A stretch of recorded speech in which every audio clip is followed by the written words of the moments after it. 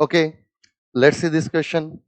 A raindrop with radius 0.2 mm falls from a cloud at a height of 2000 meter above the ground. Assume the drop is spherical throughout its fall and the force of buoyancy may be neglected. Then the terminal speed attained by the raindrop is.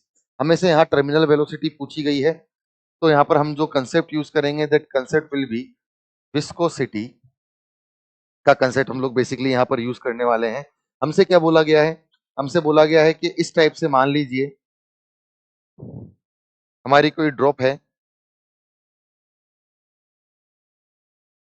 जो किसी height से गिर रही है, ठीक है। Force of buoyancy को neglect करने को बोला गया है, तो इस ड्रॉप पर जो नीचे की तरफ फोर्स लगेगा वो लगेगा mg। वेलोसिटी इसके पास नीचे की तरफ है, तो इसके ऊपर जो विस्कस फोर्स लगेगा वो ऊपर लगेगा और बायंट फोर्स भी ऊपर लगेगा। बट बायंट फोर्स हमसे नेग्लेक्ट करने के लिए बोला गया है। बोला गया है टर्मिनल स्पीड अचीव कर लिए, मतलब कि now this speed is constant. अगर ये स्पीड कांस्टेंट है मतलब एक्सेलरेशन यहाँ पर जीरो होना चाहिए, तो नेट फोर्स यहाँ पर जीरो होना चाहिए। मतलब this viscous force should be equal to mg यहाँ पर होना चाहिए।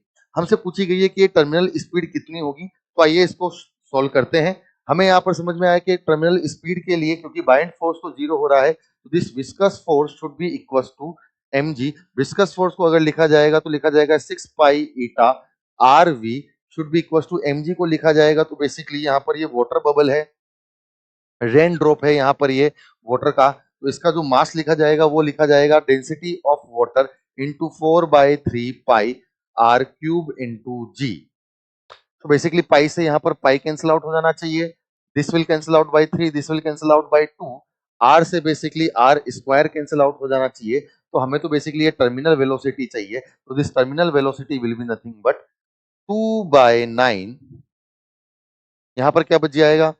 रो of water into R square into G upon ईटा।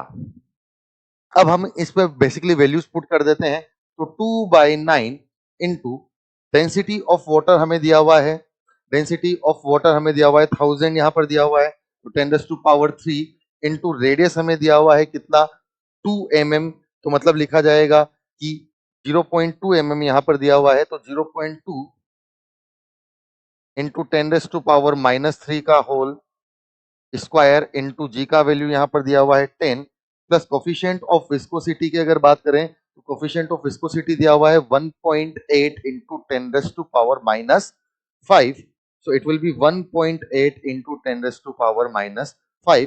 जब इस पूरे को हम लोग सोल्व करेंगे तो हमारा जो वेलोसिटी आएगा वो 4.94 मीटर पर सेकंड हमें देखने को मिलेगा, which is option number A.